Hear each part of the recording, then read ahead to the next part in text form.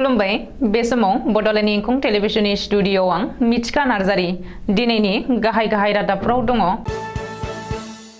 उन्दै बैसोआव जुलि खालामनानै 1800निबो बांसिन हमजाबाय बुंदों हिमन्त। उन्दै बैसोआव जुलि खालामनायखौ होबथानो गिबि मन्थ्रिया लानाय थांखिया जारिमिनाव अरायबो गोसोखांजागोन बुंदों इउजि ब्रह्म। आलफा उदांनि दैदेनगिरि संग्राम असमा आखाइ दैखांबाय। अरां नेशनेल पार्कआव मासे मोसानि सह' बोखांदों। गसाइगावआव उन्दै बैसोआव हाबा खालामनाय सा 37 सोद्रोमाखौ हमदों। सालबारियाव उन्दै बैसोआवनो जुलि लानाय हौवा हिन्जावफोरनि हेंथायै पुलिसनि संदाननाय। बाक्सानि 628 नं मायंपारा गुदि फरायसालियाव गुणोत्सव खुंफुंदों। तेलेंगानायाव गोदानै लुफुंजानाय सेक्रेटारियेटआव अर खामदों। बेहेरगाव जिल्ला इउपिपिएलनि 3 बोसोरारि जख'न्थाइ सावरायमेया जोब्बाय। दानिया फैदो आबुं रादाबाव।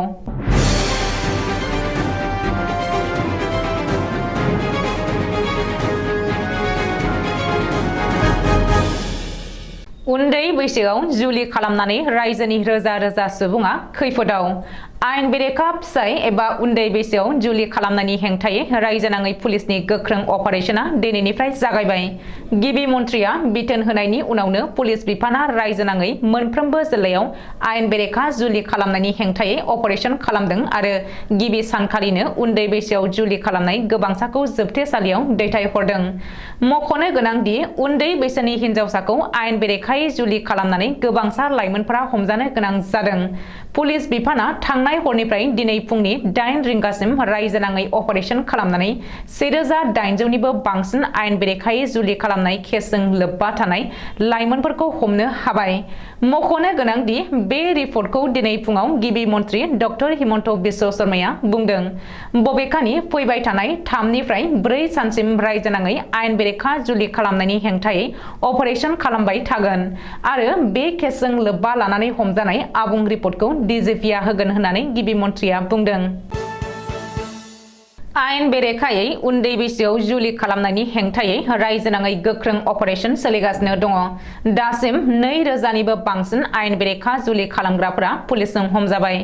मख'नो गोनांदि थाखानाय आयेनखौ नेवसिनानै उन्दै बैसोआव जुलि खालामग्रा आरो बेखौ मदद खालामग्रा सुबुंफोरनि हेंथायै गोख्रों राहा लानो थाखाय गिबि मन्थ्रि डक्टर हिमन्त बिश्व शर्माया मैया बिथोन होनायनि उनावनो पुलिस बिफाना हरनिफ्रायनो रायजोनि गासैबो जिल्लायाव अपारेशन खालामनानै गोबांसा सुबुंखौ हमदों। जाय जाथाया दिनै आसामजों लोगोसे हादरनाङै बयनिबो नोजोराव गोग्लैदों। मख'नो गोनांदि उन्दै बैसोआव आयेन बेरेखायै जुलि खालामनायनि हेंथायै गिबि मन्थ्रि डक्टर हिमन्त बिश्व शर्माया गोख्रों राहा लानाया जारिमिनाव अरायबो गोसोखांजाबाय थागोन आरो बेयो मोनसे रिभलुसनारि बिथांखि होननानै बुंदों आसामनि केबिनेट मन्थ्रि उरखावग्रा ब्रह्मआ। बबेखानि उन्दै बैसोआव जुलि खालामनायखौ होबथानो थाखाय सिगां समाव रावबो साहस खालामाखैमोन। नाथाय गिबि मन्थ्रि डक्टर हिमन्त बिश्व शर्माया गावनि राजखान्थि केरियारखौ सानालासेनो समाजनि स्वार्थआव उन्दै बैसोआव जुलि खालामनायखौ होबथानो मोनसे मोजां हाबाफारि लादों होननानैबो मन्थ्रि उरखावग्रा ब्रह्मआ खौरांगिरिनि सिगाङाव दाबि खालामदों। परेश बरुवा दैदेननाय आलफा उदांनि गोजौ थाखोनि दैदेनगिरि मेजर बाबुल चन्द्र बरुवा एबा संग्राम असमा आखाइ दैखांबाय। गोलाव 25 बोसोर आलफायाव खामानि मावनायनि उनाव संग्राम असमा म्यानमारनिफ्राय ओंखारबोनानै काहिलिपारायाव थानाय आसाम पुलिसनि स्पेशेल ब्रान्चनि गाहाय मावख'आव फैनानै गावखौनो गथायफैदों। डिजिपि हेरेन चन्द्र नाथनि सिगाङाव गावखौनो गथायदों आलफानि दैदेनगिरि संग्राम असमा। मख'नो गोनांदि 1992 मायथाइयाव सनारि कलेजाव BA थाखोआव फरायनाय बाबुल चन्द्र बरुवाया गावनि फरायनायखौ नागारनानै आलफा उदाङाव हाबफैदोंमोन।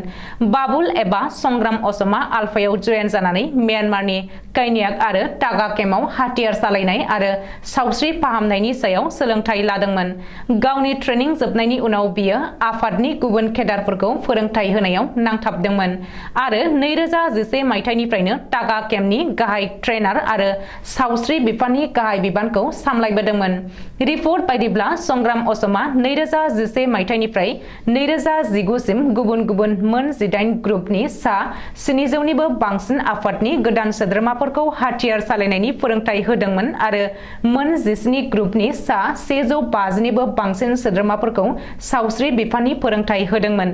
बेनि उनाव 2018 मायथाइयाव संग्राम असमा आलफा उदांनि मेजर मासिसिम प्रमोशन मोनदोंमोन। मख'नो गोनांदि संग्राम असमा गावखौ गथायनाया रैखाथि बिफाननि थाखाय मोनसे जाफुंसारनाय होननानै माखासे थाखोआव सावरायदों। अरां नेशनेल पार्कआव मासे मोसानि सह बोखांदों। अरां नेशनेल पार्कनि सिङाव भबापुर केम्पनि साखाथियावनो बोखांनो हादों मोसानि सह। बेनि बागै मंगलदै वाइल्ड लाइफ डिभिजननि DFO प्रदीप्ता बरुवाया फोरमायथिनाय बायदिब्ला अरां नेशनेल पार्कनि भबापुर केम्पनि साखाथियाव मासे रयेल बेंगल टाइगारनि सह बोखांनो हादों। अरां नेशनेल पार्कआव बोखांनो हानाय बेंगल टाइगारा बैसो जानानै थैदों। मोसानि सहखौ नुनाय लोगो लोगो हाग्रा बिफाना जौसिन अथ'रिटिनो खौरां हरो आरो खौरां मोननाय लोगो लोगो भेटेनारि टीमा जाथायसालियाव थांनानै मोसाखौ पस्टमर्टेम खालामहैयो आरो उननि समाव नेशनेल टाइगार कनजारभेशन अथ'रिटिनि गाइडलाइन बायदियै सहखौ फोजोबस्रांनाय जायो होननानैबो प्रदीप्ता बरुवाया सुलुङाव फोरमायदों। गिबि मन्थ्रि डक्टर हिमन्त बिश्व शर्मानि बिथोन होनाय लोगो लोगो थांनाय हराव गसाइगाव पुलिसा गसाइगाव महकुमानि सिङाव थानाय गुबुन गुबुन जायगायाव संदाननानै गुबुन गुबुन ओनसोलनिफ्राय आयेन बेरेखायै उन्दै बैसोआव जुलि खालामनाय गासै सा 37 सोद्रोमाफोरखौ हमदों। बेजों लोगोसे गसाइगाव थानानि सिङाव थानाय सिमालटापु पुलिसा गासै 3 सोद्रोमाफोरखौ खायो। तुलसीबिल पुलिसा गासै 8 सोद्रोमाफोरखौ खायो। कसुगाव पुलिसा गासै 4 सोद्रोमाफोरखौ खायो। साबकाटा पुलिसा गासै 7 सोद्रोमाफोरखौ खायो। गुरुपिला पुलिसा गासै 6 सोद्रोमाफोरखौ खायो। भावरागुरि पुलिसा 4 सुबुंखौ आयेन बेरेखायै उन्दै बैसोआव जुलि खालामनाय केसखौ लोब्बा लानानै खायो होननानै मिथिनो हादों। गिबि मन्थ्रि डक्टर हिमन्त बिश्व शर्मानि बिथोन होनायनि उनावनो आयेन बेरेखा एबा दायनिगिरि फिसायनि हेंथायै गोख्रोङै सिग्रोमदों पुलिस खुंथाया। बाक्सानि लाबदांगुरि आउटपस्टनि बेन्दोङाव थानाय गुबुन गुबुन ओनसोलनिफ्राय सा 10 निफ्राय सा 15 सुबुंखौ हमदों पुलिसा। बै सुबुंफोरनि गेजेराव उन्दै बैसोआवनो हाबा जानाय आयेन बेरेखा फिसायजों लोगोसे माखासे गार्जेनफोराबो पुलिसनि खैसाराव गोग्लैदों। लाबदांगुरि आउटपस्टनि आइसि मनिराम देकानि दैदेननायाव मोनाबिलि समाव संदाननानै बे आयेन बेरेखा सुबुंफोरखौ हमदों। सालबारियाव सा 64 आयेन बेरेखायै उन्दै बैसोआवनो जुलि लानाय हौवाफोरखौ हमदों पुलिसा।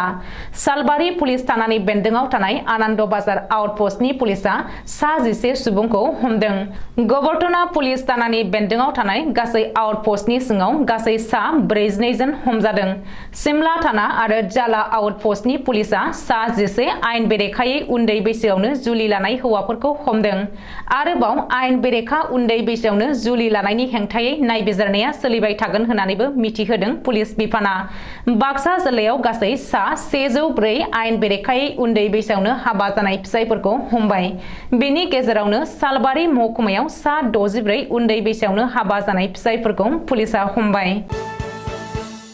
बाक्सा जिल्लानि सालबारि महकुमानि बेन्दोङाव आरो जाला खोन्दोनि सिङाव थानाय मायंपारा गामिनि 628 नं मायंपारा गुदि फरायसालियाव रायजोनि गुबुन गुबुन गोजौ गेजेर आरो गुदि फरायसालिफोराव आरो सोरखारनि बिथोन बायदियै खुंबोयै ब्रैथि आयदायाव सौफैबाय।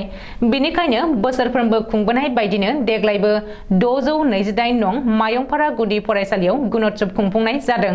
दिनैनि बे गुणोत्सवनि हाबाफारियाव फरायसा फोरोंगिरि आरो गार्जेन जों लोगोसे गामिनि रायजो आरो गामि आफादनि आफादगिरि नेहाथारियाबो बाहागो लादों।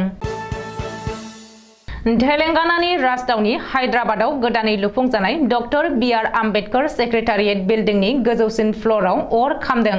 शुक्रबारखालि फुं एबा अखानायसि सम 3 रिंगासोआव गोजौसिन फ्ल'राव अर खामनायखौ हराव डिउटियाव थानायफ्रा नुसननानै फायार एलार्म होनायनि उनाव खमैबो गं 12 अर खोमोरग्रा दमकल गारिफ्रा फैनानै खामनाय अरखौ खोमोरफैनो हादों होननानै फायार सार्भिस बिफाननि DGY नागी रेड्डीआ मिथिहोदों।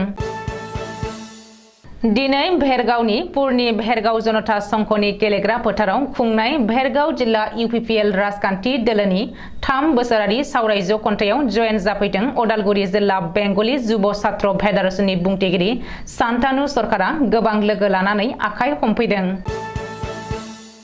दिनैनि रादाबा एसेनोसै गोजोन्थों।